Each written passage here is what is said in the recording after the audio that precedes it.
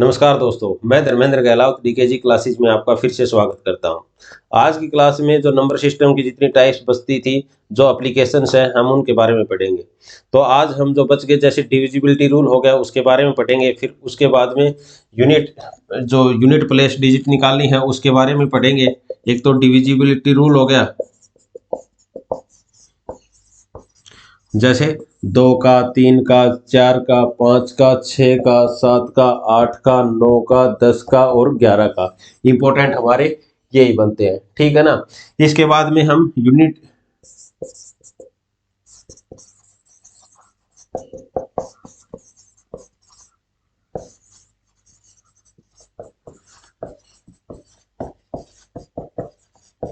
जो इकाई का अंक है, यूनिट डिजिट प्लेस वैल्यू, वो निकालनी है, उसके बारे में पढ़ेंगे, ठीक है। इसके बाद में क्या है, बार सिस्टम।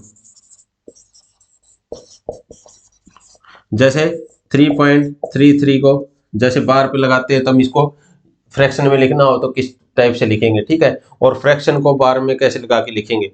और इसके बाद में फैक्टर्स, फैक्टर्स के बारे में, गुणनखंड है उनके बारे में पढ़ेंगे।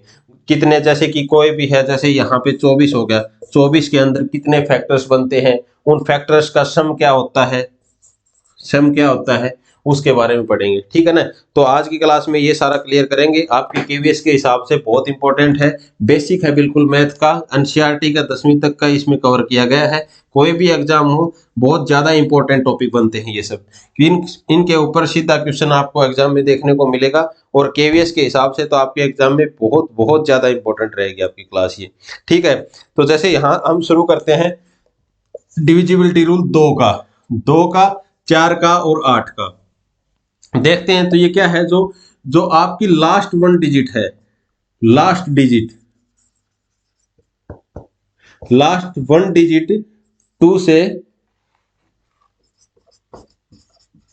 डिवाइड होनी चाहिए। क्लियर है। अगर लास्ट डिजिट, जैसे क्या हो गया, यहाँ पे 22 है, 222 हो गया, क्लियर है ना। अब जैसे यहाँ इसके बाद में 248 है।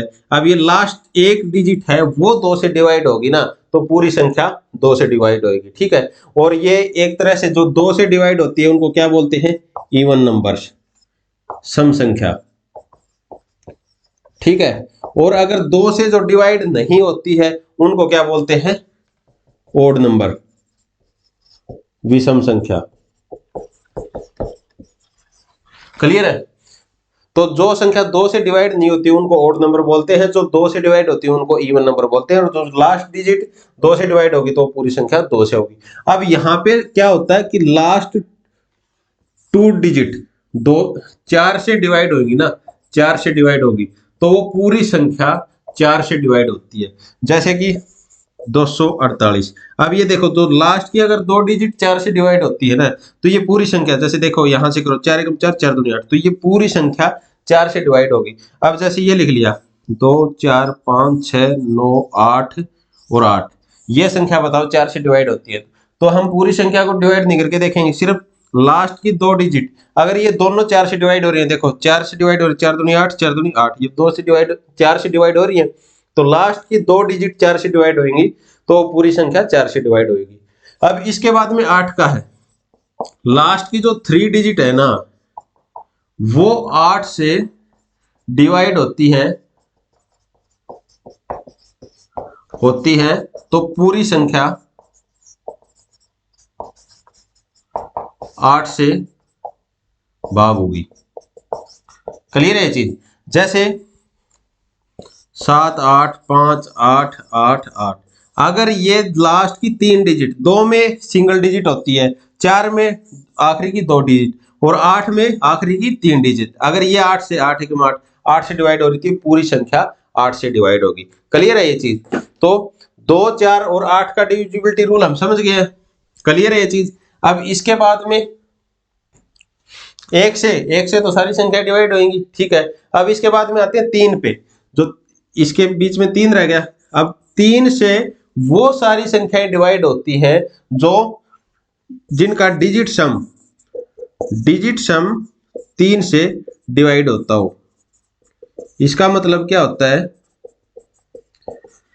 जैसे 4, 5, 6 और 1, इनका सब का सम, जैसे ये पूरी संख्या 3 से डिवाइड हो रही है, ये चेक करना है तो हमें इनका डिजिट सम करना है। जैसे इसका सम इसका इसका इसका कितना होगा, 4, 5, 9, 9 और 6 15, 15 और 1 16। अगर ये 16, इसका मतलब ये है कि ये 3 से डिवाइड नहीं होती है, तो ये पूरी संख्या भी 4561 ये किससे डिवाइड नहीं होगी, 3 से डिवाइड नहीं होगी। अब जैसे ये हो गया 4, 5, 6, ये पूछ लिया जाए कि ये होती है कि नहीं होती है, और 2, इसमें 2 और जुड़ गया। अब देखो ये 3 से डिवाइड हो रही है कि नहीं हो रही है, ये देखते हैं। तो यहां से इनका डिजिट सम करते हैं, 4, 5, 9, 9 और 6 15, 15 और 1 16, 16 और 2 18, इनका डिजिट सम कितना हो गया 18, 18 3 से होती है, 3 6 18, तो ये पूरी संख्या 3 से डिवाइड होगी। क्लियर है ये चीज। अब 2 का हो गया, 3 का हो गया, इसके बाद में 4 का हो ही गया। अब 5 का, 5 का क्या होता है कि जिनका लास्ट डिजिट या तो 5 है या फिर 0 है। अगर लास्ट डिजिट 5 या 0 है तो वो सारी संख्याएं 5 से डिवाइड होंगी। जैसे 2 1 5 0, अगर लास्ट में 0 आ गई तो ये डिवाइड होगी। अब जैसे 1 1 5, लास्ट में 5 है तो ये डिवाइड होगी, ठीक है ना। अब जैसे ये लास्ट में 0 या 5 है, अब ये जैसे 2 2 1, ये इसके 5 ना 5 है ना 0 है, तो ये 5 से नहीं होगी डिवाइड, ठीक है ना। क्लियर है ये चीज। तो 2 3 4 5 का हो गया। अब 6 का क्या डिविजिबिलिटी रूल कहता है, 6 में ये कहता है कि अगर कोई संख्या, 6 के फैक्टर क्या बनते हैं, 3 और 2, ठीक है, 3 और 2, अगर कोई संख्या 3 और 2 दोनों से डिवाइड होती है, इसका मतलब वो पूरी संख्या 6 से डिवाइड होगी। क्लियर है ये चीज। जैसे 6 का डिविजिबिलिटी रूल क्या आता है, देखो 6 को क्या लिखते हैं, 3 और 2, अगर कोई भी संख्या 2 से भी डिवाइड होती है और 3 से भी डिवाइड होती है तो पूरी संख्या 6 से डिवाइड होगी। जैसे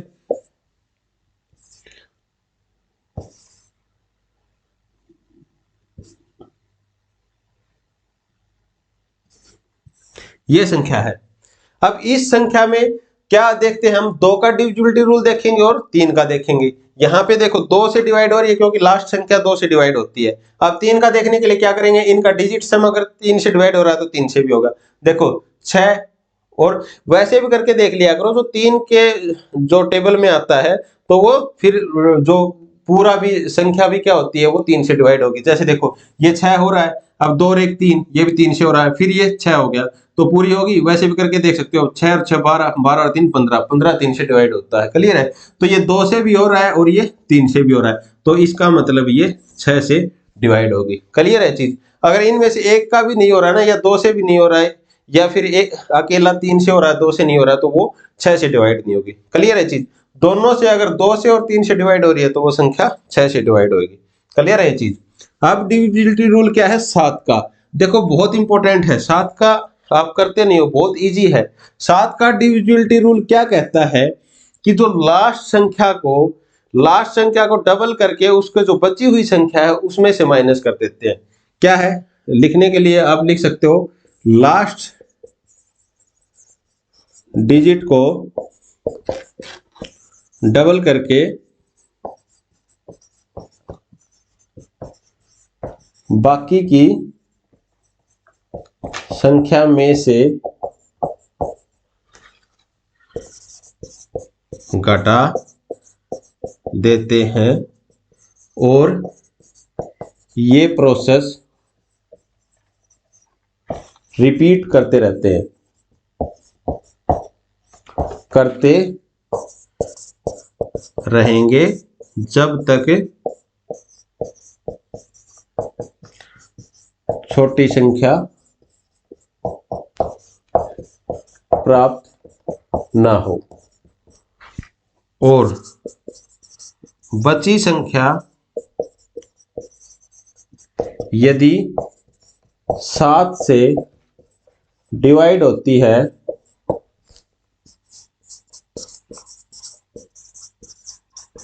तो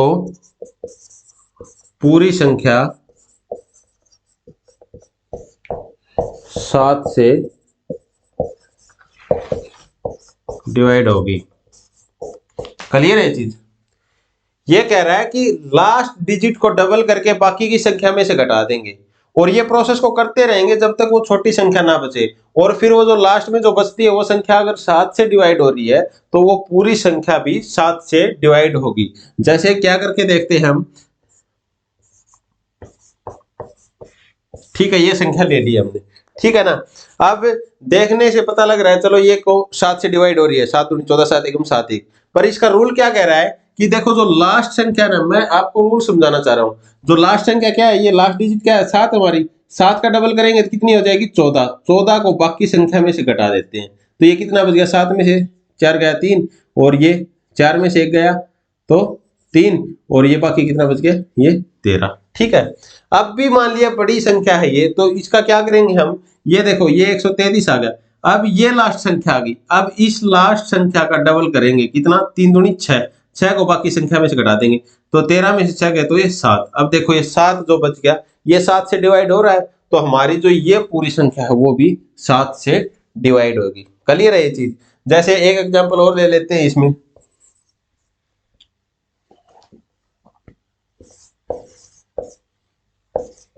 ये दे दिया, ठीक है ना। अब ये पूछ रहा है कि इसमें ये संख्या 7 से डिवाइड होगी या नहीं होगी, हम चेक करते हैं इसका। 7 से डिवाइड करने के लिए इसका क्या करेंगे, जो लास्ट संख्या क्या है हमारी, 7 है लास्ट डिजिट, इसका 7 का डबल करेंगे, 7 का डबल करेंगे तो ये कितना हो जाता है, 7 का डबल 14, 14 को बाकी में से घटाएंगे तो ये कितना आ जाएगा, देखो ये 11 में से 4 गए 7, और ये कितना बच गया, यहाँ पे 1 में से 1 0, 0 1 और 2। अब देखो, अब भी मान लिया ये बड़ी संख्या है, तो अभी क्या करेंगे, ये जो लास्ट संख्या है, लास्ट संख्या का फिर डबल करेंगे, डबल करके 7 दूनी 14 हो गए। अब इसमें से घटाएंगे तो ये देखो 10 में से 4 गए तो 6, यहाँ पे 9 बच गया, 9 में से 1 गया 8, ये 0 और 2। अब भी मान लिया बड़ा है, तो फिर ये इसका क्या करेंगे, जो लास्ट डिजिट है ना, इसको फिर डबल करके इसमें से घटाएंगे। 6 का डबल कितना होगा, 12, 12 को इसमें से घटाएंगे तो देखो 8 में से 2 गए 6, और यहाँ पे 10 में से 1 गया तो 9, और ये कितना बच गया, 1, ठीक है। अब भी आपको बड़ा लग रहा है, या तो फिर सीधा कर सकते हो, 7 दूनी 14, यहाँ पे 5 7 8 56, ठीक है, हो रहा है, तो पूरी संख्या भी 7 से डिवाइड होगी। या फिर इसका भी कर सकते हैं, लास्ट कितनी है, 6 बचती है, 6 का डबल कितना हो गया, 12, 12 को इसमें 19 में 12 घटाएंगे 7, तो 7 तो 7 से डिवाइड हो ही रहा है, तो ये पूरी संख्या हमारी 7 से डिवाइड होगी, ठीक है। ये सिर्फ समझाने के लिए आपको ये प्रोसेस बड़ा लग रहा होगा, बाकी आप क्वेश्चन करते होता उस टाइम पे आपको समय नहीं लगेगा। क्लियर है ये चीज, ठीक है। इसका स्क्रीनशॉट ले सकते हैं, मैं एक बार हट जाता हूं आगे से। चलो भाई, अब कितना हो गया, 2 से लेके, और हमारा 2 का हो गया, 3 का हो गया, 4 का भी हो गया, जो लास्ट की 2 डिजिट है, 5 का भी हो गया, 6 का भी हो गया, 7 का भी हो गया, और इसके बाद में 8 का भी हो गया। 8 की लास्ट की 3 डिजिट है। 9 का क्या होता है, 9 का वही है चीज। अगर 3 का क्या है, जो डिजिट सम, अगर 3 से डिवाइड है तो वो संख्या भी 3 से होगी। ऐसे ही अगर डिजिट सम, क्योंकि ये देखो 3 का स्क्वायर है, तो डिजिट सम अगर 9 से डिवाइड होगा तो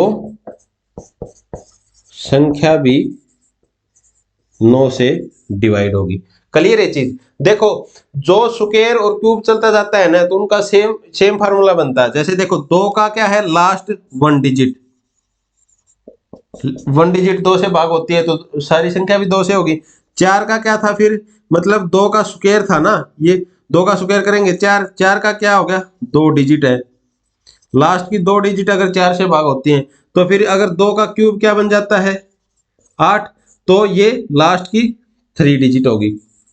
क्लियर है चीज। 3 डिजिट अगर भाग होंगी तो वो 8 से भी होगा। ऐसे ही देखो 3 क्या है, डिजिट सम अगर 3 से हो रहा है तो पूरी संख्या भी 3 से हो रहा है। अगर इसका स्क्वायर 9 हो गया, 9 से अगर वो डिजिट सम अगर 9 से भाग हो रहा है तो ये भी 9 से भाग हो जाएगी पूरी संख्या। ऐसे ही इसका क्यूब करेंगे, 3 का क्यूब कितना हो जाता है, 27, तो डिजिट सम अगर 27 से भाग हो रहा है तो पूरी संख्या भी 27 से भाग हो जाएगी। क्लियर है चीज। 9 का भी हो गया। 10 का आपको पता ही है, अगर लास्ट में 0 है तो 10 से कोई भी संख्या है वो भाग हो जाएगी। अब देखो इंपॉर्टेंट है 11 का भी। 11 का जो डिविजिबिलिटी रूल है वो इंपॉर्टेंट है, आपके एग्जाम में भी क्वेश्चन भी आता है इसके ऊपर सीधा। क्या दे देगा आपको, अगर कोई भी क्वेश्चन दे देगा जैसे यहाँ पे 2 3 4 और एक संख्या ऐसे और 9, ये कह देगा ये बताओ कोई संख्या यहाँ पे स्टार की जगह क्या आएगा जो ये 11 से डिवाइड हो। तो क्या होता है, 11 का डिविजिबिलिटी रूल कहता है जो ओड प्लेस पर डिजिट सम और इवन प्लेस पे डिजिट सम को माइनस करते हैं, घटाने पर ओड प्लेस पर डिजिट सम और तथा इवन प्लेस पर डिजिट सम को घटाने पर यदि 0 और 11 का मल्टीपल बचता है तो पूरी संख्या 11 से भाग होगी। ठीक है, यहां पे मतलब ये है कि इनका इवन और ओड पे जो यूनिट है, जैसे यहां पे ले लिया 2 और ले लिया, ठीक है ना। तो जो इवन पे जैसे ओड पे हो गया, ओड पे 1 और 1 2 2 और 3 5 5 और 2 7, जैसे इनका जोड़ हो गया 7। और यहां से इवन प्लेस पे देखेंगे तो 1 और 2 3 हो गए, 3 और 4 7 7 और 9 16, तो इनका जोड़ कितना होगा 16। ठीक है ना। तो अगर इन दोनों को माइनस करते हैं तो 16 में से 7 गए तो कितने बच गए, 16 में से 7 माइनस करते हैं तो 9 बच गए। तो ये ना तो 0 है ना 11 का मल्टीपल है। अगर ये 0 और 11 का मल्टीपल नहीं है तो ये संख्या भी क्या होगी, 11 से डिवाइड नहीं होगी। क्लियर है ये चीज। जैसे यहाँ पे ये संख्या लेते हैं एक, ठीक है, और एक संख्या लेते हैं ये। अब देखो यहां पे क्या संख्या हो रही है, ओड पे क्या हो जाएगा 3 और 1 4, और ये इवन पे 3 और 1 4 4, और 4 में से ये 4 घटाएंगे तो कितना आ जाता है 0। तो ये 0 आ गया तो ये 11 से डिवाइड होगी। क्लियर है ना ये चीज। ऐसे ही यहाँ पे देखते हैं, देखो 1 और 1 2, 2 और 2 4, ये तो 4 हो गया। और यहां से देखते हैं तो 2 और 1 3, 3 और 1 4, तो ये भी 4 हो गया। तो 4 माइनस 4 कितना हो गया 0। तो ये संख्या भी कितने से डिवाइड होगी, 11 से डिवाइड होगी। क्लियर है ये चीज। तो इसके ऊपर क्वेश्चन भी आ जाता है। तो यहाँ पे जैसे कुछ डिजिट ऐसी हो जाती है जिसको ये फाइंड आउट करने के लिए कि यहाँ पे क्या डिजिट होगी जो 11 को डिवाइड करे ये संख्या। ठीक है, वैसा क्वेश्चन मैं आपको क्लास में कराऊंगा। तो एक बार ये डिविजिबिलिटी रूल देख लेते हैं। हमने 2 से लेके और 11 तक सब का कर दिया, जो इंपॉर्टेंट है आपके एग्जाम के पॉइंट ऑफ व्यू से वो सारे इंपॉर्टेंट हमने कर लिए हैं इसमें। ठीक है ना। तो यहाँ पे इसके बाद में जो डिविजिबिलिटी रूल है अपना 2 से 11 तक, वो बिल्कुल जो आपका क्लियर हो गया होगा। इसको ध्यान से पढ़ना है क्योंकि ये बहुत इंपॉर्टेंट है आपका। ठीक है ना। इसके बाद में हम यूनिट डिजिट भी करने वाले हैं। जो प्लेस डिजिट होंगी हमारी, जो इकाई का अंक है वो क्या करते हैं। और जैसे कुछ इंपॉर्टेंट चीजें मैं आपको बताना चाहूंगा, जैसे कि कोई भी 4 बार पावर रिपीट होती है यूनिट डिजिट में करेंगे तो उनको कैसे लेते हैं हम पावर को 4 से भाग क्यों देते हैं, वो सब इस क्लास में सीखेंगे। ठीक है। तो इसके बाद में जैसे यूनिट डिजिट के बारे में करेंगे, तो यूनिट डिजिट का आपका जो क्वेश्चन होएगा वो मैं स्क्रीन पे लगा देता हूं। देखो इस टाइप के जो क्वेश्चन हैं आपके कैसे आने हैं, यूनिट डिजिट आपको फाइंड आउट करनी है। जैसे इकाई का अंक क्या होगा, तो डिविजिबिलिटी रूल आप समझ गए होंगे। अब इकाई का अंक देखना होगा तो जैसे आपको क्वेश्चन में दिख रहा होगा 270 की पावर 19 हो गया, और दूसरा क्वेश्चन जैसे दिख रहा होगा 860 की पावर आपका 20 हो गया। तो यहां पे देखो जब लास्ट में अगर 0 है तो इसका मतलब आप इसकी कितनी भी पावर कर दो तो इसके लास्ट में जो यूनिट आपका प्लेस डिजिट होगा वो हमेशा 0 ही रहेगा। अगर लास्ट में 0 है, अगर करके देखो जैसे 10 है लास्ट में, इसका स्क्वायर करेंगे तो कितना आ जाता है 100 आ जाता है। अब 20 का स्क्वायर करेंगे तो कितना आ जाता है 400 आ जाता है। ठीक है ना। 30 का स्क्वायर करेंगे तो कितना आ जाता है 900 आ जाता है। तो लास्ट में 0 ही रहेगा। तो 0 का अगर कितनी भी पावर कर लो तो लास्ट में जो यूनिट प्लेस डिजिट है वो हमेशा 0 ही रहेगी। क्लियर है ये चीज। तो इनके उत्तर क्या हो जाएंगे आपके 0। ठीक है, क्लियर है। देखो नेक्स्ट क्वेश्चन देखो, इनमें बताओ यूनिट डिजिट क्या होगा आपका। सबका यूनिट डिजिट निकालना है हमें। अगर देखो लास्ट में वही सेम बात है, 131 का और 500, 131 की पावर दे दी और ये 571 की दे दी। तो यहाँ पे देखना है मेन क्या है, एक है। तो एक है जिसके लास्ट में उसकी पावर कितनी भी दे दे, चाहे 16 दे दी, 33 दे दी, यहाँ पे जैसे इसमें 16 और इसकी 33 दे दी, कितनी भी पावर हो, अगर लास्ट में एक है तो उसकी हमेशा लास्ट ही रहेगी, एक ही रहेगा। कैसे, जैसे 11 का स्क्वायर करते हैं तो कितना है, 121 हो जाता है। अब 21 का करते हैं तो स्क्वायर करते हैं तो कितना हो जाता है, 441 हो जाता है। तो लास्ट में हमेशा एक ही रहता है। जैसे एक की गुणा एक से करेंगे लास्ट में तो एक ही होएगा, समझे ना। तो आप अगर लास्ट में इसकी कितनी भी पावर कर दो, अगर एक है तो हमेशा इसकी यूनिट डिजिट है जो वो हमेशा एक ही रहेगी। इसके बाद में 2 का जिक्र करते हैं। देखो यहाँ पे पावर को आगे जो हम रिमाइंडर निकालते हैं या यूनिट डिजिट निकालते हैं, उसमें पावर की हम 4 से डिवाइड कर देते हैं। वो क्यों करते हैं, क्योंकि यहाँ पे ये साइक्लिसिटी लगती है। अब आप देखो 2 का समझो, आप यहाँ पे इस क्वेश्चन में 2 का दे रखा है, जैसे 472 की पावर 195।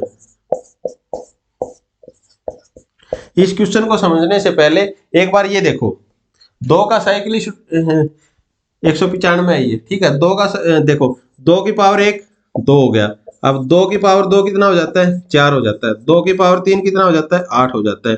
2 की पावर 4 कितना हो जाता है, 16 हो जाता है। मतलब यूनिट डिजिट क्या होगी, 6 आ जाएगी हमारी। क्लियर है ये चीज। अब इसके बाद में देखो 2 की 5, 2 का 5 मतलब यहाँ 16 से एक बार 2 से और करेंगे तो 32, तो 32 हो जाएगा।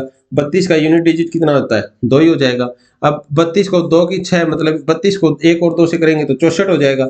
64 में यूनिट डिजिट कितना आ जाता है, 4। 2 की 64 को अगर 2 से करेंगे तो 128 आ जाता है ना, 128। तो यूनिट कितना आ जाएगा हमारा, यूनिट डिजिट 8 आ जाएगा। ऐसे ही 128 के 2 से और करेंगे तो कितना हो जाएगा, 256। तो यूनिट डिजिट कितना आ जाता है हमारा, 6 आ जाता है। तो देखो ऐसे ही अगर फिर 2 की यहाँ पे 8 हो गई, यहाँ पे 9 करेंगे तो फिर वो 2 4 8 और 6 ऐसे चलते जाएगा। क्लियर है ये चीज। तो ये हमें ये पता लग गया कि जो 4 पावर के बाद में हमारा जो यूनिट डिजिट है, वो यूनिट प्लेस डिजिट है, वो रिपीट हो रही है। उसके बाद में वापस वही हो जाएगी जो 1 की पावर होती है। यहाँ पे जैसे 6 की 2 की पावर है, ये 3 की और ये 4 की। तो 4 के बाद में साइक्लिसिटी लग गई। 4 के बाद में फिर रिपीट शुरू होना जाती है। 4 के बाद 8, 8 के बाद 12, 12 के बाद 16, वो सेम रिपीट होती जाती है। तो इसलिए जो 4 से हम उस पावर को भाग करके देखते हैं और उस पावर में जितना रिमाइंडर बचता है हमारा, वहां पे वो 2 की पावर लिख देते हैं फिर। क्लियर है ये चीज। नहीं समझ में आई है तो एक बार फिर बताता हूं आपको। जैसे इस पावर को हम 4 से भाग करके देखते हैं। हमें क्वेश्चन दे दिया कि इस क्वेश्चन में बताओ यूनिट डिजिट क्या होगी। क्लियर है ये चीज। तो हम अगर देखो इसका स्क्वायर दिया होता तो सीधा बताते हम कि 2 की लास्ट में गुणा होगी तो 4 आ जाएगा। बट हमें दे दिया ये पावर ज्यादा दे दी 195। तो 195 को क्या करेंगे हम, 4 से डिवाइड करके देखेंगे। तो 195 को 4 से डिवाइड करते हैं तो 4 सौ के 16, 3 बच गया और फिर 4 8 32, फिर 3 बच गया। तो यहां से रिमाइंडर कितना बच गया, 3। ये रिमाइंडर है, रिमाइंडर है, ठीक है ना। हमें ये भागफल नहीं देखना है, हमें शेषफल देखना है। जितना शेषफल बच गया हमें 2 की पावर उतनी लिखनी होगी, लास्ट में हमारी उतनी आएगी। तो यहाँ पे देखो 2 की पावर 3 का कितना होता है यूनिट डिजिट, 8। तो इसका यूनिट डिजिट कितनी होएगी जो लास्ट में, वो कितनी हो जाएगी, 8। 8 हमारा आंसर हो जाएगा। क्लियर है ये चीज, ठीक है ना।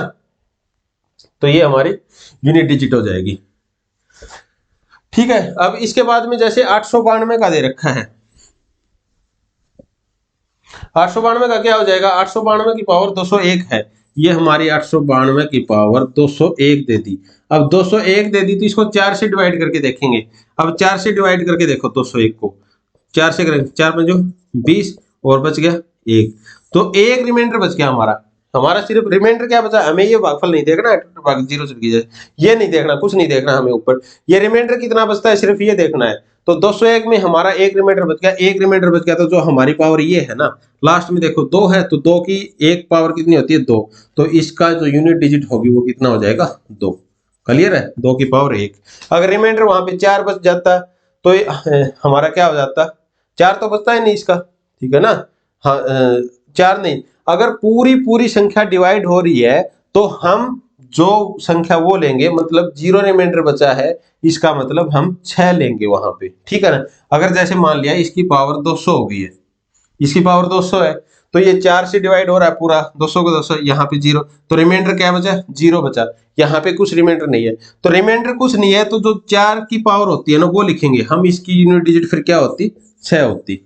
क्लियर है ये चीज, तो हमारी 6 होती। अगर एक रिमाइंडर बचता है तो ये 2 बचता है, तो ये 3 बचता है, तो ये। अगर रिमाइंडर कुछ नहीं बचता है, देखो 4 से भाग करेंगे तो या तो रिमाइंडर 3 तक बचेगा या फिर कुछ नहीं बचेगा, कुछ नहीं बचेगा तो 2 की पावर जो 4 है वो लेंगे हम। क्लियर है ये चीज। देखो नेक्स्ट क्वेश्चन देखो, 3 का क्या करेंगे, एक बार खुद ट्राई करने की कोशिश करो एक बार, फिर मैं बताता हूं आपको। देखो इसमें भी देखो 3 का भी वही साइक्लिसिटी रूल लग रहा है, ठीक है ना। 3 का क्या हो जाएगा, 3 की पावर 1 3, 3 की पावर 2 कितना हो जाएगा 9, 3 की पावर 3 कितना है 27, 27 मतलब 7 आ जाएगा, और 3 की पावर 4, 27 को 3 से करेंगे तो 81, तो ये लास्ट में 1 आ जाएगा। अब देखो 3 की पावर 5 करेंगे ना, 81 को 3 से करेंगे तो फिर वो कितना हो जाएगा 243, तो 243 है तो लास्ट में कितना है 3। ऐसे ही फिर 9, फिर 7, फिर 1, फिर 3 9 7 और 1, ऐसे ही 4 के बाद में रिपीट होता जाएगा। क्लियर है चीज, तो इसकी भी वैसे ही सेम साइकिलिस्टी लगेगी जैसे 2 की लगती है। क्लियर है यहाँ से। अब यहाँ से क्या दे दिया, 583 की पावर 197, 197, तो इस पावर को हम 4 से डिवाइड करके देखेंगे। 4 से डिवाइड करेंगे तो रिमाइंडर देखते हैं क्या बचता है 197, ठीक है। और 197 को 4 से करेंगे तो देखो 4 चौके 16, 3 बच गया, फिर 7 4 निमा 36, यहाँ पे रिमाइंडर जो रिमाइंडर बच गया 1 बच गया, तो हमें क्या पावर देनी है 3 की पावर 1, तो इसका क्या हो जाएगा 3 ही यूनिट प्लेस डिजिट हो जाएगी, ठीक है। अगर यहाँ पे रिमाइंडर 2 बच जाता तो 9 होता, 3 बच जाता तो 7 हो जाता। क्लियर है। ऐसे ही 583 की 203 है, ये है, इसकी पावर कितनी दे दी 203। नेक्स्ट में 203 है, 203 को 4 से करेंगे तो देखो 4 5 20, फिर 3 रिमाइंडर बच गया, 3 रिमाइंडर बच गया, तो देखो 3 की पावर 3 कितनी होती है, तो इसका यूनिट डिजिट है वो कितना आ जाता 7। क्लियर है, ये 7 आ जाएगा, ठीक है। इसका भी स्क्रीनशॉट ले सकते हैं। चलो नेक्स्ट देखो, 4 का आ गया। 4 का अगर ऐसे 4 की कोई भी पावर दे रखी है तो हम वहां पे क्या देखेंगे, देखो 4 की पावर 1 कितना होता है 4, 4 की पावर 2 कितना हो जाएगा 16, 4 की पावर 3 कितना होता है वही, उसके बाद में 4 की पावर 3 कितना हो गया 4 की पावर 4 64 हो जाएगा, और 4 के पावर 4 कितना हो जाएगा 256, तो देखो ये लास्ट में तो 6 आ जाएगा, फिर 4 आ जाएगा, ठीक है ना। तो यहां से आप क्या समझ रहे हो कि 4 की पावर अगर ओड है तो वो कितना रहेगा, यूनिट डिजिट कितना रहेगा, अगर पावर ओड है तो वहां यूनिट डिजिट 4 की 4 ही रहेगी। अगर इवन है मतलब सम है 2 4 6, तो यूनिट डिजिट क्या रहेगी 6। क्लियर है ये चीज। तो अब इसको क्वेश्चन में देखते हैं, तो 44 की पावर 198, ये देखो यहां से क्या है, ये लास्ट में इवन है, इसका मतलब 4 का कितना बच जाएगा, ये यूनिट डिजिट कितना आ जाएगा 6 आ जाएगा, ठीक है ना। अब ये देख दिया 44 की पावर 207, 207 में देखो ये कितनी है, इवन है या ओड है, तो यहाँ पे ये पावर ओड होगी, तो इसका मतलब जो यूनिट डिजिट है वो कितना आ जाएगा 4 आ जाएगा हमारा। क्लियर है ये चीज, ठीक है। इसका भी एक स्क्रीनशॉट ले सकते हैं। देखो भी नेक्स्ट देखो, इसके बाद में 4 के बाद में 5 की यूनिट डिजिट क्या होगी, 5 की यूनिट डिजिट हमेशा 5 ही रहेगी। जैसे 5 की पावर 1 5, 5 की पावर 2 करेंगे तो 25, 5 की 3 करेंगे तो 125, 5 की 4 करेंगे तो 625, तो हमेशा 5 ही रहेगा। तो 5 की जैसे इसके बीच में 4 के बाद में मैंने 5 के लिए बताया है, जैसे 2 5 6 7 और 5, इसकी पावर दे दिया 2 3 4 5, कुछ भी दे दो चाहे, इसकी यूनिट डिजिट प्लेस लास्ट में हमेशा 5 ही रहेगा। क्लियर है। ये क्वेश्चन आ सकता है आपका छोटा सा घुमाने के लिए, पर कुछ नहीं है, जो हमेशा 5 की कितनी भी पावर दे तो वो हमेशा उसकी यूनिट डिजिट कितनी रहेगी, 5 रहेगी, ठीक है ना। अब इसके बाद में 6 का देखो, 6 का देखो, 6 की पावर 1 6, 6 की पावर 2 36, 6 की पावर 3 कितनी हो जाएगी 216, 6 की पावर 4 कितनी हो जाएगी 36 का, और स्क्वायर करेंगे तो हमेशा ऐसे ही 6 चलता रहेगा। इसमें क्या करेंगे 6 का 6 रहेगा, ठीक है ना। अभी इसकी पावर कितनी भी हो जाए तो हमेशा कितना रहेगा 6 ही रहेगी इसकी यूनिट डिजिट, क्लियर है। तो ये 306 की पावर 11 की यूनिट डिजिट हमेशा 6 रहेगी, और 816 की भी पावर 20 है तो ये भी 6 रहेगी, ठीक है।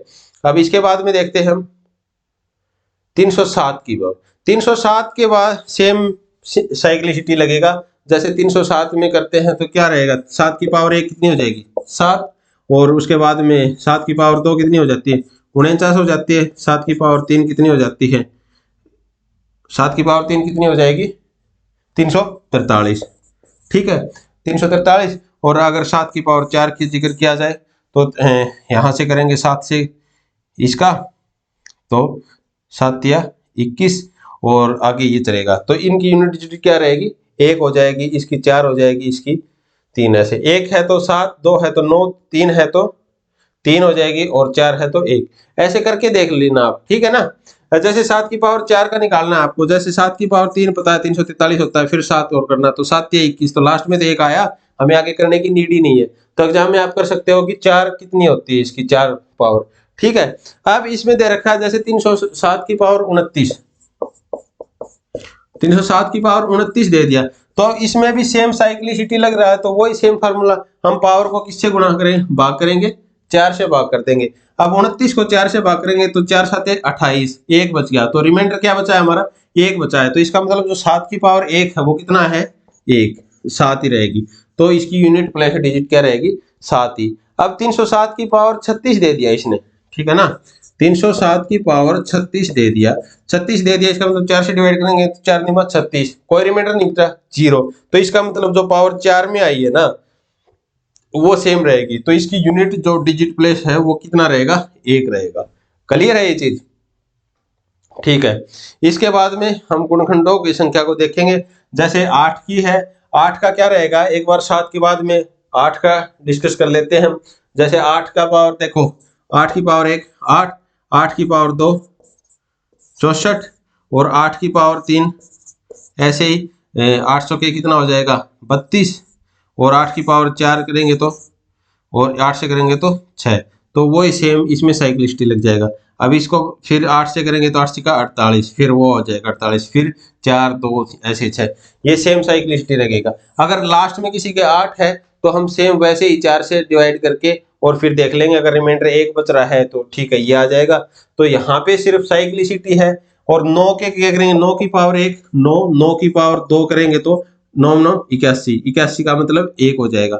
फिर 81 में देखो 3 पावर करेंगे तो इसे 9 से गुणा करेंगे तो फिर 9 आ जाएगा, फिर 1 आ जाएगा। तो यहाँ पे 9 की जो पावर अगर ओड होगी तो लास्ट में कितनी, जैसे कोई भी पावर है, जैसे यहाँ 209 है, इसकी पावर 301 देती, तो लास्ट में अगर पावर देखो ये ओड होगी ना, ओड होगी तो इसका मतलब इसकी यूनिट डिजिट 9 होगी, क्लियर है। और यहाँ पे जैसे मान लिया इसकी ये 302 है तो इसका मतलब इवन है, तो इसकी यूनिट डिजिट क्या हो जाएगी, इसकी 1 हो जाएगी यहाँ से, क्लियर है। ये सिर्फ 4 की तरह चलेगा, ठीक है ना। इसके बाद 10 का तो आपको पता ही है, 10 का तो अगर 0 लास्ट में है तो वो सेम वैसे ही रहेगा, जो 0 ही रहेगी हमेशा यूनिट डिजिट, चाहे उसकी पावर कितनी हो। तो हमारी ये जो साइक्लिसिटी है जिसमें 4 से भाग देना पड़ता है वो कितना हो गया, एक तो 2 हो गया, एक 3 हो गया, उसके बाद में 4 में तो क्या करते हैं हम, इवन और ओड का है, एक इवन है तो सिर्फ क्या हो जाएगा 6 हो जाएगा, ओड है तो 4 रहेगी, 5 में 5 रहेगा हमेशा, 6 में 6 रहेगा, और इसके बाद में 7 साइक्लिसिटी लगती है, और उसके बाद में 8 की लगती है, ठीक है। 9 में इवन ओड का है फिर, ठीक है, क्लियर है ये चीज। तो आप इनको कर पाओगे ऐसे, ठीक है ना। तो पावर को हम 4 से डिवाइड करते हैं, और 4 से डिवाइड करने के बाद जितना रिमाइंडर बचता है हमारा, वो रिमाइंडर के हिसाब से जैसे उसकी जितनी पावर होती है हम उसको, वही हमारी यूनिट प्लेस डिजिट हो जाएगी, क्लियर है ये चीज।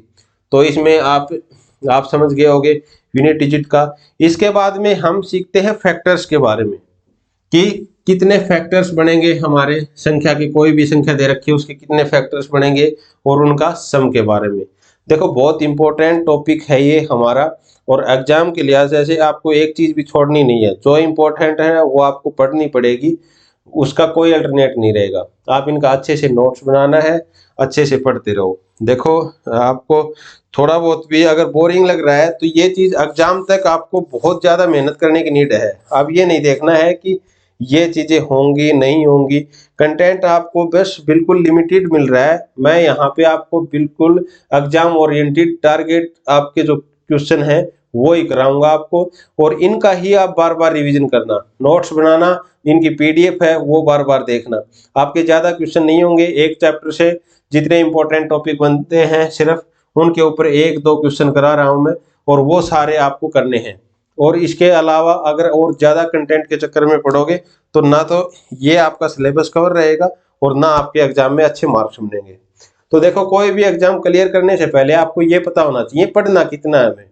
तो यहाँ इंपॉर्टेंट ये बनता है सिर्फ, आप वैसे पढ़ने को मैथ पढ़ने लग जाओ तो यहाँ पे कैट की बुक लेके बैठ जाओ, उसके बाद में एसएससी की पूरी प्रिपरेशन करने लग जाओ। बट ये दे रखा है सिर्फ बेसिक्स, आपको बेसिक्स पढ़ने हैं सिर्फ नंबर सिस्टम के, और नंबर सिस्टम के बेसिक्स में जो इंपॉर्टेंट बनते हैं वो सारे टॉपिक कवर करने हैं आपको। तो कम समय है और आपको टॉपिक ज्यादा कवर करने हैं, तो आपको पढ़ना ही पड़ेगा, ठीक है। तो इससे आगे हम फैक्टर्स के बारे में पढ़ते हैं, फैक्टर्स की संख्या कैसे ज्ञात करते हैं। क्लियर है, वो क्वेश्चन के हिसाब से हम देखते हैं कि फैक्टर्स को कैसे हम काउंट करेंगे, ठीक है ना। तो इस क्वेश्चन में क्या कह रखा है कि 24 के गुणनखंडों की संख्या बताओ। जैसे इसे 24 हो गया यहाँ पे, ठीक है, इसके गुणनखंड बताने हैं हमें। गुणनखंड बताने का मतलब ये है, अब देखो आप या तो इसकी संख्या काउंट करनी है, या तो फिर ये तो चलो छोटी संख्या होगी, हम वैसे भी काउंट कर सकते हैं इनको, या फिर इनका मेथड क्या है कि इसको ये देख लो कि ये छोटे से छोटे टुकड़ों में तोड़ के कि उनकी पावर कितनी बनती है। यहाँ से अगर आप सीधा देख रहे हो 24 को सोच पाते हो कि कितना आएगी, 8 गुणा 3 है, 8 दिया 24 बनता है।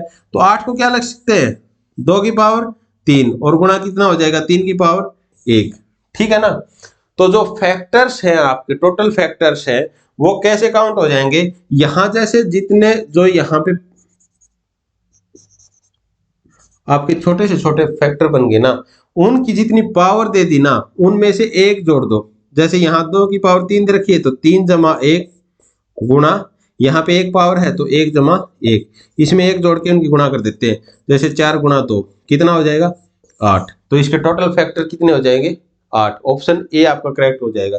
जैसे देखो आप फैक्टर्स काउंट करने लग जाओगे तो कैसे करोगे, जैसे ये 24 है, अब 24 को किससे भाग करेंगे 2 से, 12 हो जाएगा, फिर 2 से 6 हो जाएगा, फिर 2 से कितना हो जाएगा 3 हो जाएगा, फिर 2 से, फिर 3 से 1। क्लियर है ये चीज। तो यहां से देखो आप काउंट करो, अब इसके फैक्टर कितने बन गए, एक तो देखो 2 की पावर 2 हो सकती है, 2 की पावर 3 हो सकती है। इसका मतलब क्या हो गया, एक तो खुद होएगा ये, ठीक है, एक के बाद में 2 भी है, 2 के बाद में देखो 3 भी है, ठीक है, 3 के बाद में 4 भी हो सकता है कि 2 की पावर 2 हो सकता है, फिर 2 की पावर 3 भी हो सकता है, 8 भी हो सकता है, ठीक है। अब ये देखो 3 भी है और 2 भी है, तो इनके बीच में 3 दूनी 6, तो ये 6 भी हो सकता है, ठीक है। अब इसके बाद में देखो 4 हो गया, 4 के बाद में 3 की गुणा होगी तो 12 हो गया, ठीक है। अब ये देखो तीनों 8 हो गए, 8 गुणा में 3 हो गया, तो 8 गुणा में 3 गुणा 1 कितना हो जाएगा 24 हो जाएगा। देखो 3 3 6 और 2 8, तो जो टोटल फैक्टर है वो कितने बन गए हमारे 8 बन गए, ठीक है ना। तो इस तरह से काउंट करते हैं हम,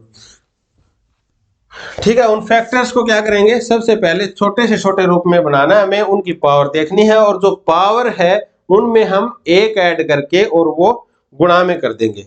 क्लियर है ये चीज, पावर में एक ऐड करते हैं और उनको आपस में गुणा करते हैं, ठीक है। चलो देखो नेक्स्ट क्वेश्चन देखो इसमें देखो 144 की फैक्टर्स बताने हमें, ठीक है। 144 के फैक्टर्स बताएंगे तो क्या करना होगा हमें, देखो 144 का है देख रहे हैं, ठीक है। 144 को कैसे लिख सकते हैं, वैसे तो क्या कितना हो जाएगा, देखो 16 गुणा 9 कर सकते हैं, या फिर अगर आपको ऐसे भी समझ में नहीं आ रहा है तो क्या करोगे आप 144 को 2 से तोड़ो, 2 7 2 दूनी 2 3 6 2 छिका 12, 2 से फिर 18, 2 से फिर 9, फिर 3 से 3 और 3 से फिर 1। यहां से देखो 2 की पावर कितनी हो रही है 4 और 3 की पावर 2।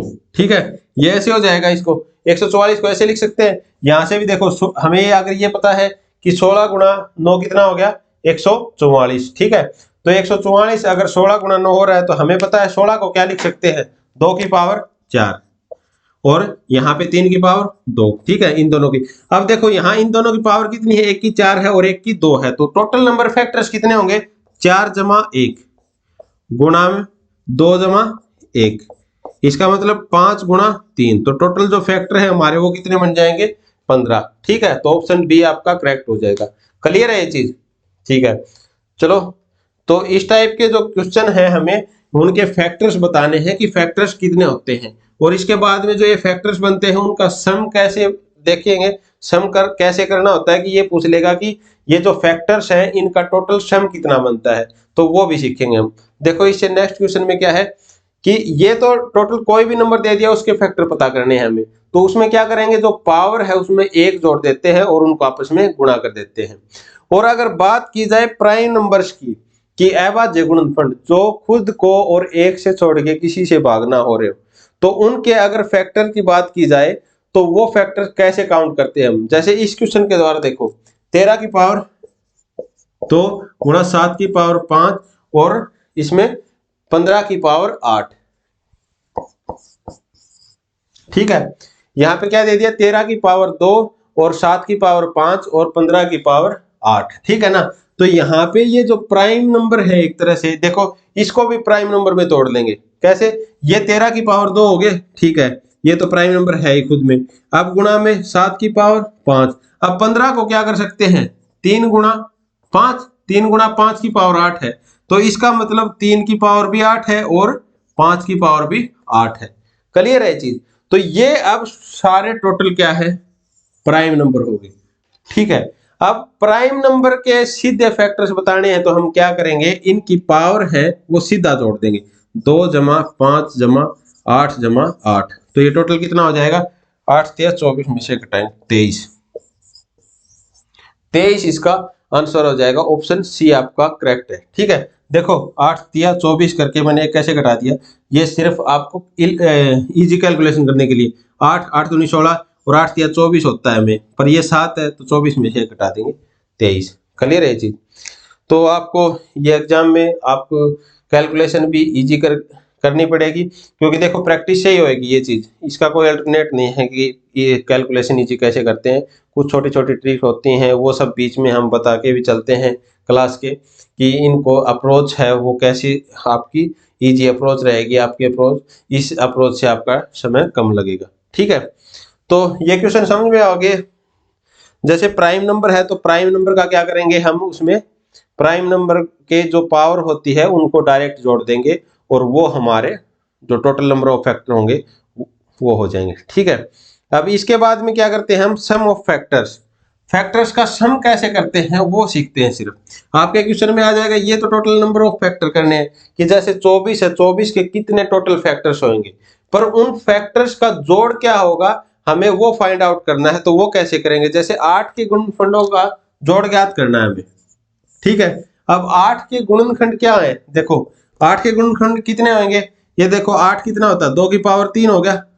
क्लियर है ये चीज, 2 की पावर 3 हो गया, तो इसके अगर पूछ लिया जाए तो इसके टोटल नंबर ऑफ फैक्टर्स कितने होंगे, टोटल नंबर फैक्टर्स कितने होंगे, देखो और तो गुणा में कुछ नहीं है तो 3 और इसकी पावर में 1 जोड़ देंगे, कितने हो जाएंगे 4। 4 कौन से होंगे, देखो 1 हो जाएगा, एक 2 हो जाएगा, एक 4 हो जाएगा और एक 8 हो जाएगा, टोटल ये हो जाएंगे। ठीक है, अब इनका फैक्टर्स का ये तो छोटी संख्या होगी, इसके फैक्टर्स को तो हम जोड़ देंगे। ठीक है ना, इसके फैक्टर को जोड़ देंगे, जैसे इसके टोटल फैक्टर कौन से हो गए, 1 हो गया, 2 हो गया, 4 हो गया और 8 हो गया। ठीक है, इनका तो हम सम करके लिख देंगे, जैसे इसका सम किया, इनका सम किया 8 4 12, 12 और 3 15। क्लियर है, पर अगर बड़ी संख्या आ गई तो उनके फैक्टर्स का सम कैसे करते हैं, पहले इसमें ही देखो, अगर संख्या देखो ये 2 की पावर 3 दे रखी है ना, तो हम उस संख्या को 0 से शुरू कर लेंगे, 2 की पावर 3 जमा 2 की पावर 1 जमा 2 की पावर 2 जमा 2 की पावर 3। ठीक है, अगर इसके आगे जैसे 3 की पावर 2 है तो हम गुणा में कर देंगे 3 की पावर 0, 3 की पावर 1, 3 की पावर 2। क्लियर है? तो 8 की फैक्टर देखो ये कितना हो जाएगा, ये किसी की भी पावर हम 0 करते हैं तो क्या होता है 1। जैसे मान लिया ये x है, इसकी पावर 0 है, तो कोई भी संख्या हो उसकी पावर 0 कर देंगे हम, तो इसका मतलब वो 1 हो जाएगी। ठीक है ना?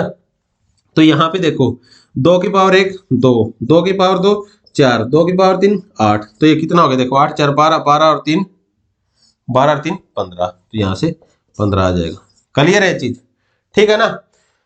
तो इस टाइप का और क्वेश्चन देखते हैं। देखो 24 का गुणनखंड ज्ञात करने हमें, जो 24 के फैक्टर है गुणनखंड है उनका हमें जोड़ निकालना है। एक तो देखो सीधा वही हो गया सेम, यहाँ पे ऐसे करके 24 का हम फाइंड आउट करेंगे। एक सीधा देखो हम लिख सकते हैं कितना हो जाएगा 8 गुणा 3 है।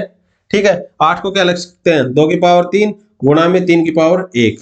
ठीक है, अब इनका टोटल नंबर ऑफ फैक्टर कितने हो गए? टोटल नंबर फैक्टर तो ये देखो इनकी पावर में 1 जुड़ जाएगा, जैसे 3 की पावर में 1 4 और 1 की पावर में 1 जुड़ गया 2, तो टोटल नंबर ऑफ फैक्टर तो कितने हो जाएंगे 8।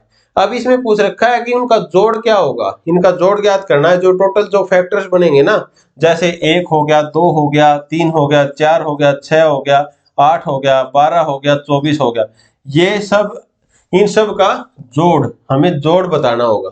तो जोड़ बताएंगे तो क्या करेंगे, देखो 2 की पावर 3 है तो यहां से 2 की पावर 0 जमा 2 की पावर 1 जमा 2 की पावर 2 जमा 2 की पावर 3। क्लियर है? अब गुणा में क्या करेंगे 3 की पावर 0 जमा 3 की पावर 1, इसकी पावर सिर्फ 1 है तो 1 तक चलेंगे। क्लियर है चीज? तो ये कितना हो जाएगा टोटल, ये देखो ये 1 ये 2 ये 4 ये 8, 8 4 12, 12 3 15, 15 गुणा में ये कितना हो जाएगा 1 ये 3, 1 और 3 4, 15 गुणा 4 कितना हो जाएगा 60, तो इसका उत्तर क्या हो जाएगा 60। क्लियर है ये चीज? तो 24 के गुणनखंडों का जोड़ कितना हो जाएगा 60, इनका जोड़ करके देख सकते हैं आप कितना बनेगा टोटल 60। क्लियर है ये चीज? देखो मेहनत के अलावा कोई अल्टरनेट नहीं है आपका। ये क्लास में आपके लिए अब क्या समय हो रखा है 11:30 बज रहे हैं, रात के 11:30 बज रहे हैं। इस टाइम पे मैं आपको रिकॉर्ड कर रहा हूँ और ये आपको चलो ये क्लास मिलेगी कल। तो आपको सिलेक्शन लेना है, सिलेक्शन लेने के लिए तो इतना तो करना ही पड़ेगा। अगर मैं एक क्लास आपके लिए 11 11:30 बजे रिकॉर्ड कर रहा हूँ रात के टाइम में, तो आप इसको पढ़ने में भी अगर इतना संकट समझ रहे हो अपने ऊपर तो सिलेक्शन होना मुश्किल है। देखो छोटी मोटी चीजें आती हैं, कभी कभी मोरल डाउन होता है, क्लास भी छूट जाती होंगी, या फिर कई बार क्या हो जाता है पूरा दिन निकल जाता है पढ़ा नहीं जाता है, फिर फ्रस्ट्रेशन भी आता है। आप देखो अगर प्रिपरेशन कर रहे हो ना, तो उस दौरान अगर आपकी 2 या 3 दिन पढ़ाई नहीं होती है तो आपके ऊपर इतना फ्रस्ट्रेशन आने वाला है जिसकी कोई हद नहीं होती है, और वो एग्जाम टाइम के दौरान तो बहुत ज्यादा। तो इन चीजों से बचना है, आपको टाइम वेस्ट नहीं करना है। ऐसे नहीं है कि पूरा दिन खराब कर दिया फिर रात को समझते हो कि आज तो पूरे दिन की एफिशिएंसी 0 है, फिर उसके टाइम पे फिर रात को बुक लेके बैठते हो, वहां पे पढ़ना शुरू करते हो, तो वो चीज आपके देखो सिलेक्शन टाइम में ये आपके सिलेक्शन में बहुत बड़ी बाधा होने वाली है। ठीक है, तो इन चीजों को एलिमिनेट करो, जो डिस्ट्रैक्शन है उनसे दूर रहा करो। आप तो बिल्कुल एग्जाम बिल्कुल आपका ये लगा लो थोड़ा ही समय बच गया है, तो इस टाइम के दौरान तो सब कुछ ये लगा लो कि खाना पीना भी आधा कर दो, क्योंकि अगर ज्यादा खाओगे तो वहां पे नींद आएंगी, उसके बाद में फिर सोओगे। तो यहाँ पे डेली की देखो जो मैथ की क्लास है वो डेली की करो, क्योंकि मैं पूरा सिलेबस आपका बहुत लिमिटेड और टारगेटेड सिलेबस पढ़ाऊंगा मैं सिर्फ आपको। आपके जब आप एग्जाम दे के आओ और इन क्लासेस को फिर आप एनालाइज करना कि मेरा जितना जो 20 नंबर के क्वेश्चन है वो मेरे कितने आए इन क्लासेस में, एक भी टाइप ऐसी नहीं बचेगी जो मैंने आपको छोड़ी ना हो, आपकी करवाई ना हो। ठीक है ना? तो और बहुत लिमिटेड सिलेबस है आपका बिल्कुल, और वो लिमिटेड पढ़ना है, ऐसा नहीं है कि आपको रामानुज बनना है कि बहुत ज्यादा ब्रॉड की बहुत ज्यादा पढ़ना है। और आप ये भी मत सोचना जितना करवा रहा हूँ कि ये तो बहुत ज्यादा हो रहा है, इससे इसका कुछ अल्टरनेट नहीं होएगा। आपको नंबर सिस्टम में छोटी सी छोटी 5-6 क्लास में खत्म करवा रहा हूँ और पूरा सिलेबस करवा रहा हूँ। अगर इससे भी कम में उम्मीद कर रहे हो कि 2 क्लास में 1 क्लास में नंबर सिस्टम हो जाएगा, तो वो सिर्फ एक बकावा होगा। ठीक है ना? आप यूट्यूब पे देख भी रहे होगे एक क्लास में सिर्फ नंबर सिस्टम खत्म, ये सब या तो फिर उसकी टाइमिंग देखना, वहां पे वो 10-11 घंटे की होगी, या फिर वहां पे अगर 1 घंटे में कोई ये कह रहा है कि नंबर सिस्टम ही खत्म हो जाएगा, तो ये बस की बात नहीं है भाई, मेरे तो बस की बात है नहीं, क्योंकि मैं स्टूडेंट्स को बेवकूफ बनाऊं कि 1 घंटे में नंबर सिस्टम खत्म हो गया है और लो पका पकाया माल और आप इसमें स्कोर करना 20 में से 20, वो नहीं होगा। 6-7 क्लास है आपकी, बिल्कुल टारगेटेड है। इतनी तो आपका देखो बहुत जो सिलेबस में दे रखा है नंबर सिस्टम और ज्योमेट्री का बिल्कुल अलग से मेंशन कर रखा है, तो इतनी क्लासेस तो आपको पढ़नी पड़ेंगी। अगर आपको ज्यादा लग रहा है तो मैं बार बार कहता हूं कि वीडियो को 2x की स्पीड पे बढ़ा के और फिर देखा करो, ठीक है। तो चलो अभी बात बहुत हो गई, क्वेश्चन देखते हैं अगला। 144 के गुणनखंडों का जोड़ करना है हमें भाई। 144 को क्या बताया था, क्या हो जाता है 16 गुणा 9। 16 को क्या लिख लेंगे 2 की पावर 4, 9 को क्या लिखेंगे 3 की पावर 2। तो गुणनखंडों का जोड़ करना है। अगर टोटल गुणनखंड बताने हो तो कितने हो जाएंगे, 4 और 1 5, 5 गुणा 2 और 1 3, टोटल गुणनखंड कितने हमारे 15। पर अगर गुणनखंडों का सम करना है हमें जोड़ बताना है, तो क्या करेंगे, यहाँ से 2 की 0, 2 की 1, 2 की पावर 2, 2 की पावर 3 और 2 की पावर 4 तक लेके जाएंगे, और इसकी गुणा करनी है कितनी, 3 की पावर 0 जमा 3 की पावर 1 और जमा 3 की पावर 2, ठीक है। यहां से क्या हो जाएगा 1 2 4 8 और 16, ठीक है।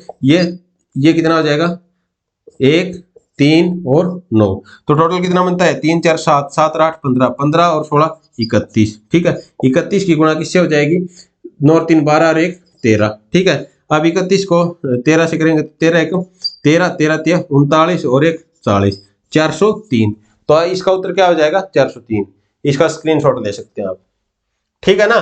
तो गुणनखंडों का अगर सम बताना है तो हमें क्या करेंगे, जो छोटे से छोटी संख्या लेके उनकी पावर जितनी होती है वहां तक हम लेके चलते हैं और गुणा में करते हैं, जो दूसरा फैक्टर होता है उसकी गुणा वहां तक लेके चलते हैं और फिर दोनों की गुणा कर देते हैं, जितना उत्तर आता है वो आपका फैक्टर का सम हो जाएगा। क्लियर है चीज। तो देखो इसके बाद में हम बार सिस्टम करते हैं। ये फैक्टर्स कर लिए हमने, फैक्टर्स का सम कर लिया है, आपके एग्जाम के पॉइंट ऑफ व्यू से बहुत इंपॉर्टेंट है। अब देखो नंबर्स में बार का भी खेल होता है। बार मैंने क्या बताया था पहले, अब जैसे ये हो गया 10/3 हो गया, ठीक है। 20/3 हो गया, ठीक है। 22/7 हो गया। तो इनकी क्या है, जो वैल्यू है वो डिफाइंड नहीं है, एक तरह से ये इरेशनल नंबर हो गए, यहाँ पे रैशनल नंबर नहीं है। तो यहां से देखो 3 को अगर डिवाइड कर रहे हैं 10 से, तो ये कितना आ जाएगा 3.333 ऐसे चलता जाएगा। तो अगर ये बार बार रिपीट हो रहा है ना, तो वहां पे हम क्या करेंगे 3.3 से आगे सेम रिपीटिशन है तो हम यहाँ पे बार लगा देंगे। क्लियर है ये चीज। ये तो होगा फ्रैक्शन से बार में बदलना। अब देखो 20 को 3 से करेंगे तो देखो 3 छिका 18, फिर बच गया 2, 2 के बाद में 0, फिर 3 छिके 18, फिर 2 बच गया, फिर 3 छिके 18, ऐसे 6 चलता रहेगा। तो यहाँ पे 6 के बाद में, इस 6 के बाद देखो रिपीट हो रहा है तो यहाँ पे बार लगा देंगे। क्लियर है ये चीज, ठीक है ना। तो अब देखो, अब बार से वापिस फ्रैक्शन में बदलने के लिए क्या करते हैं हम, वो सब चीजें सीखनी है हमें, ठीक है ना। अब यहां से देखो बार से वापिस फ्रैक्शन में सीखने के लिए क्या करेंगे, जो अगर बार लगाया हुआ है ना, जैसे 3.3 के ऊपर बार लगा दिया हमारा। क्लियर है चीज। क्वेश्चन आपका ये है, इसको पी बाई क्यू की फॉर्म में बदलना है हमें, पी बाई क्यू की फॉर्म मतलब फ्रैक्शन में बदलना है, ठीक है। आपका देखो फ्रैक्शन का चैप्टर है वो अलग से मेंशन कर रखा है केवीएस में, सिलेबस में, तो आपको पढ़ना पड़ेगा ये, ठीक है। तो देखो यहां से 3.3 के ऊपर बार लगा दिया, तो इसको क्या करेंगे, जितना भी बार होता नहीं यहाँ पे, उसके बाद में जितने बिना बार का जो नंबर होता है उसको क्या करेंगे, हम माइनस कर लेंगे उसके अंदर से, ठीक है ना। और माइनस करके पॉइंट के बाद जितनी संख्या पे बार होता है वहां पे हम डिवाइड बाई 9 कर देंगे, जितनी बार भी है। तो इसमें क्या करेंगे, देखो ये टोटल संख्या मान लिया 33, पूरी लिखनी है हमें। अब 33 की लिखने के बाद देखो बार के अलावा क्या बच गया, सिर्फ हमारे पास 3 बच गया, ठीक है। तो -3। अब उसके बाद में क्या करेंगे, डिवाइड बाई क्या करेंगे, जितना पॉइंट के बाद जितना बार लगा है ना उतने 9 से हम भाग दे देंगे, ठीक है। तो ये कितना हो गया, अब देखो 33 में से 3 गए तो 30, 30/9, अब ये 3 से कटेगा 3 और 10, तो ये कितना आ जाएगा 10/3। क्लियर है चीज? तो ये कितना हो जाएगा हमारा 10/3 वापिस, ठीक है ना। तो ये क्या करेंगे हम, जब बार दे रखा है, बार वाले से जो पहले का जो डिजिट है वो हम घटा देंगे और डिवाइड बाई क्या कर देंगे 9, ठीक है ना। तो बार में क्या करेंगे, बार में पूरी संख्या को लिख लेते हैं, उसके बाद जितनी संख्याओं पर बार नहीं होता उसको उसमें से पूरी संख्या में से घटा देते हैं, और उसको घटाने के बाद जितने पॉइंट के बाद जितने नंबर्स पे बार होता है उतने नंबर्स पे हम उतने टाइम्स हम 9 से भाग दे देते हैं। क्लियर है ये चीज? चलो इसके बाद एक क्वेश्चन और करते हैं, इस क्वेश्चन में और समझाओगे। इसके 2-3 क्वेश्चन करते हैं हम, उनमें आप अच्छे से समझ जाओगे कि बार का क्या सिस्टम है, ठीक है। देखो इसमें क्या है, 2.57 के ऊपर बार है ये, ठीक है। अगर इसको पी बाई क्यू की फॉर्म में बदलना है तो हम क्या करेंगे, ये पूरी संख्या लेनी है हमें, पूरी संख्या को लेके हमें क्या है, बार की डेफिनेशन अगर सोल्व करते हैं तो क्या करेंगे, पूरी संख्या को लेते हैं, इसके बाद जो पूरी संख्या में जो बार के बाद जो जितने अंक बचते हैं उनको उसमें से घटा देते हैं, और डिवाइड करते हैं हम पॉइंट के बाद जितने नंबर पे बार है उतने नंबर पे हम उतने टाइम्स हम 9 से भाग दे देते हैं। यहाँ पे देखो 2 अंकों पे बार है तो हम 2 अंकों से भाग दे दिया, तो ये कितना हो जाएगा 255 डिवाइड बाई 9, ठीक है। अब देखो ये 3 से डिवाइड हो रहा है क्या, 3 से डिवाइड होगा, ऊपर देखो 5 5 10 और 2 12, डिजिट सम 3 से भाग हो रहा है तो नीचे भी 3 से हो रहा है, तो 3 8 24, 3 5 15, और ये 3 3 3 3, तो ये कितना हो जाएगा 85/33। क्लियर है चीज? तो इसका पी बाई क्यू फॉर्म क्या आ जाएगी 85/33, ठीक है। स्क्रीनशॉट ले सकते हैं इसका, ठीक है। अगला देखो, अगला क्या है 3.73, 3.73 के ऊपर बार है, तो टोटल संख्या जितनी है उसको लिख लेंगे यूं की यूं, उसमें से जितने पे बार नहीं है वो घटा देंगे, और जितने टाइम्स पे बार है उसके उतने टाइम्स हम 9 से भाग दे देंगे, तो ये कितना हो जाएगा 370 डिवाइड बाई 99। क्लियर है? तो इसका कितना आ जाएगा 370/99, ठीक है। अब देखो इसके बाद नेक्स्ट क्वेश्चन, इस क्वेश्चन में देखो आपका सारा क्लियर हो जाएगा कि अगर ये पॉइंट के बाद एक नंबर पे एक डिजिट पे बार नहीं है तो उसको क्या करते हैं हम, 2.357 इसके ऊपर बार है। तो देखो एक्चुअल में इसका मतलब क्या है, ये इसका मतलब ये है कि 2.3 के बाद जो 5 7 5 7 5 7 ये ऐसे चलता रहेगा। क्लियर है ये चीज? तो इसका मतलब अगर ये 5 7 5 7 चलता रहे तो यहाँ पे इनको मिटा के इसके ऊपर बार लगा दिया है, ठीक है। तो अब इसमें क्या करेंगे, पूरी संख्या लिखते हैं हम, 3357 लिख लिया, उसके बाद में जितने नंबर्स पे बार नहीं है उसको क्या कर देंगे घटा देंगे, तो 2 यहाँ पे पॉइंट नहीं देखना है, फिर देखो पॉइंट का तो हम डिवाइड बाय 99 करते हैं, वो सब करते हैं। तो इसके बाद में क्या बच गया, 2 संख्या बच गई 23, तो उनको 23 को घटा देंगे, और उसके बाद में क्या करेंगे, जितने टाइम्स बार है वहां पे तो 9 9 लिख देते हैं पॉइंट के बाद। अगर पॉइंट के बाद बार नहीं है जिस संख्या पे, उसके लिए हम 0 लिख देते हैं। ये देखो इस संख्या के लिए क्या लिखा है हमने 0। क्लियर है ये चीज? और इसके बाद में सॉल्व कर देते हैं इसको, देखो 23 में से 23 घटाएंगे तो कितना बच गया हमारा, ये कितना बच जाता है, देखो 7 में से 3 गया तो 4, 5 में से 2 गया तो 3, और ये ला 23, और इसके बाद में कितना हो जाएगा 990। क्लियर है ये चीज? ठीक है ना। अब ये देख लेते हैं किससे कटेगा, किससे कट रहा है, देखो 3 से कट रहा है क्या, 4 2 6 3 3 ये कट रहा है, तो 6 3 9 और 3 12, 9 से तो कटेगा नहीं, तो 3 से कटेगा 3 3 0, तो 3 7 21, 2 3 7 21, 2 3 8 24, तो ये टोटल कितना आ जाएगा 7 7 8 डिवाइड बाई 330। तो इसकी पी बाई क्यू फॉर्म क्या हो जाएगी 778/330। इसका स्क्रीनशॉट ले सकते हैं आप, ठीक है। तो ये जो बार वाले क्वेश्चन हैं उनको कैसे सोल्व करते हैं वो चीज आप समझ गए होंगे, ठीक है ना। इसके बाद में एक ये क्वेश्चन देखो, कई बार क्या आ जाता है कि कर्मागत, ये आपका आज की क्लास का लास्ट क्वेश्चन होएगा, ठीक है ना। आप इसको अच्छे से करो एक बार, ये क्वेश्चन बहुत इंपॉर्टेंट है, बहुत से एग्जाम में आया हुआ क्वेश्चन है, ये आपका डायरेक्ट क्वेश्चन आ सकता है कि इसको कैसे सोल्व करते हैं। क्या होता है कि कोई भी संख्या को क्रमागत रूप से 5 4 2 से भाग दे रहे हैं, मान लिया कोई भी संख्या है, उसको पहले 5 से भाग दे रहे हैं, फिर 4 से दे रहे हैं, फिर 2 से दे रहे हैं, ठीक है। तो उसमें से वो शेषफल है वो कितना छोड़ रहे हैं, 5 से भाग दे दिया, फिर 4 से दे दिया, फिर 2 से दे दिया, तो वो क्रमागत कितना शेषफल छोड़ देती है, पहले 5 से करेंगे तो 4 शेषफल, फिर अगर 4 से देते हैं तो कितना शेषफल 2, और उसके बाद में 2 से भाग दिया तो उसके बाद में कितना शेषफल छोड़ दिया 1, ठीक है। तो ऐसे क्वेश्चन में क्या करेंगे, जितने से भाग दिया है ना उनको एक लाइन में लिख देंगे, और जितना शेषफल बचता है उसको इधर लिख लेंगे, और यहां से क्या करेंगे, जैसे इनको टेबल बना लेंगे। क्लियर है ये चीज, ठीक है।